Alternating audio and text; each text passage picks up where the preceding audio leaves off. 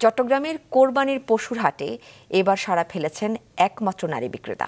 হাটের শত শত পুরুষ বিক্রেতার মধ্যে 14টি গরু নিয়ে এসেছেন তিনি। করোনায় চাকরি হারিয়ে পেশাদারি খামারি হয়ে উঠেছেন নারী। কোরবানির হাটে ব্যতিক্রমী এই পশু বিক্রেতাকে দেখে উৎসাহে কমতি নেই ক্রেতাদেরও। আব্দুল্লাহ রাকিবের রিপোর্ট, ক্যামেরায় ছিলেন সঞ্জীব দে। গরুর পাশে বসে থাকা এই নারী কোনো ক্রেতা নয়। নিজ হাতে লালন পালন করা 14টি গরু নিয়ে সুদূর চাঁপাইনবাবগঞ্জের নাচল থেকে চট্টগ্রামে এসেছেন খামারি সালমা খাতুন। গরু নিয়ে সকাল থেকে রাত অবধি অবস্থান করছেন বিবির হাটে। হাটের একমাত্র নারী বিক্রেতা হিসেবে গর্বিত তিনি। পজিটিভলি নিচ্ছে সবাই। তারপরে আশেপাশের বলছে তোমার গরু আমরা বিক্রি করে দেবো, আজকে সহযোগিতা করে যে তোমার গরু আমরা বিক্রি করে দেবো, যে ভাইরা বলছে। তবে এবারই প্রথম নয়, 2022 সালে এ হাটে প্রথম আসেন তিনি। করোনায় চাকরি হারিয়ে মাত্র 2টি গরু নিয়ে শুরু, পরে ব্যাংক ঋণ নিয়ে বাড়িয়েছেন খামারের পরিসর। 2023 সালে কিছুটা লোকসানে পড়লেও ফের ঘুরে দাঁড়িয়েছেন। জানান তাকে দেখে উৎসাহিত হচ্ছেন গ্রামের অন্য নারীরাও। আগ্রহ হচ্ছে। তারপরে আমার বাড়ির পাশে গরিব মানুষ যারা, ওদের মহিলারা, ওদের ওয়াইফ এসে কাজ করে আমার খামারে, ওদের একটা এক্সট্রা ইনকাম হয়। ইতোমধ্যে হাটে সাড়া ফেলেছেন এ নারী গরু বিক্রেতা।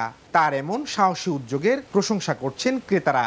মনে করছি কাস্টমার, কিন্তু কাস্টমার না, উদ্যোক্তা। ওটা দেখে খুব ভালো লাগতেছে। ওটা তো আমাদের দেশের নতুন, মানে মেয়েদেরকে একজনকে দেখে 100 জন আসবে, তো এরকমই। এটা খুব ভালো দিক। নারীরা যে এভাবে মানে গরুর ফার্ম নিয়ে ব্যবসা করতে পারতেছে বা গরু এখানে নিয়ে চট্টগ্রাম নিয়ে আসছে বিক্রি করার জন্য, আসলে আমরাই খুশি। একজন নারী বিক্রেতা যদি আসতে পারে তাহলে তো ঘরের ফ্যামিলি যারা গরু কিনতে চায়, ঘরের মহিলা, ঘরের শিশু, ওরাও আসতে পারবে। এদিকে ক্রেতারা গরুর দাম কম বলায় কিছুটা হতাশ এই বিক্রেতা। তারপরও আশা করছেন সব গরু বিক্রি করে লাভ নিয়ে বাড়ি ফিরবেন। গরু লালন পালন কত খরচ হয়েছে, সে অনুপাতে দামটাও হচ্ছে না, ওই জন্য আমি বিক্রি করিনি। আমার গরু চেহারা সুন্দর আছে, বিক্রি হয়ে যাবে যে কোনো সময়। বাজারের নিরাপত্তা নিয়ে সন্তুষ্ট সালমা। আর এই সাহসী নারী উদ্যোক্তাকে সহযোগিতা করছেন অন্য ব্যাপারীরা।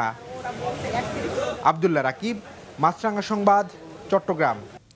ইস্ট বেঙ্গল রেজিমেন্টকে সর্বাধুনিক প্রযুক্তি সম্পন্ন শক্তিশালী রেজিমেন্ট হিসেবে গড়ে তুলতে চতুর্থ প্রজন্মের ট্যাঙ্ক সহ আধুনিক অস্ত্রে সজ্জিত করা হয়েছে বলে জানিয়েছেন সেনাবাহিনী প্রধান জেনারেল এস.এম. শফিউদ্দিন আহমেদ। দুপুরে চট্টগ্রাম সেনানিবাসে কর্নেল অব দি রেজিমেন্ট ও কর্নেল কমান্ড্যান্টের বিদায় কুচকাওয়াজ অনুষ্ঠানে তিনি কথা বলেন। এর আগে সেনাপ্রধান দরবারে অংশগ্রহণ করেন। তিনি আরও জানান, কোর অব আর্টিলারি অত্যাধুনিক বিমান বিধ্বংসী সমরাস্ত্র যুক্ত করা হয়েছে। অনুষ্ঠানে সেনা সদরের ঊর্ধ্বতন কর্মকর্তা, East Bengal regiment, regiment of artillery ও মিলিটারি পুলিশের জ্যেষ্ঠ কর্মকর্তা সহ 24 পদাতিক ডিভিশনের ঊর্ধ্বতন সামরিক কর্মকর্তা, জেসিও ও অন্যান্য পদবীর সেনা সদস্যরা উপস্থিত ছিলেন। বাংলাদেশ মিয়ানমার সীমান্ত পরিস্থিতি পর্যবেক্ষণের জন্য সেন্ট মার্টিনস দ্বীপ সহ দেশের দক্ষিণ পূর্ব সীমান্ত পরিদর্শন করেছেন বিজিবির মহাপরিচালক মেজর জেনারেল মোহাম্মদ আশরাফুজ্জামান সিদ্দিকী। বিজিবির মহাপরিচালক টেকনাফ 2 বিজিবির অধীনস্থ সেন্ট মার্টিনস দ্বীপ বিওপি ও দ্বীপের নির্মাণাধীন বিভিন্ন স্থাপনা পরিদর্শন করেন।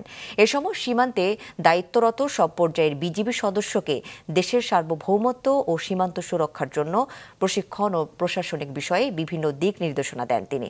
মিয়ানমার সীমান্তে উদ্ভূত যে কোনো পরিস্থিতি মোকাবেলায় বিজিবি সদস্যদের সদা তৎপর থাকার নির্দেশ দেন। পরে বিজিবি মহাপরিচালক বিজিবি রামো সেক্টর সদর দপ্তর, রামো ব্যাটালিয়ন সহ বিভিন্ন চেকপোস্ট পরিদর্শন করেন। সীমান্তে দায়িত্বরত সব পর্যায়ের সদস্যদের সাথে মত বিনিময়ও করেন তিনি।